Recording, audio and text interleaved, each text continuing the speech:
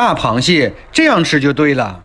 第一步，剪掉它所有的腿，还有夹子，腿里面全是肉，先吃腿，剪掉大腿两边的关节，小腿剪成这样，用它的小腿往大腿里一戳，蟹腿肉就 OK 了。接下来吃身体，先揪掉它的肚脐，这里面全是奥利给，不能吃。第二步，掀起后盖，哇塞，真肥呀！先吃蟹盖，扒掉它嘴两侧的壳，揪着蟹嘴就把蟹黄拽出来了，壳里就啥也没有了。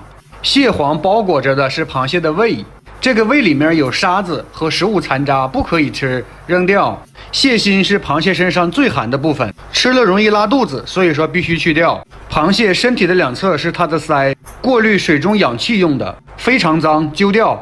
把不能吃的去掉了以后，剩余的全部都可以吃。你学会了吗？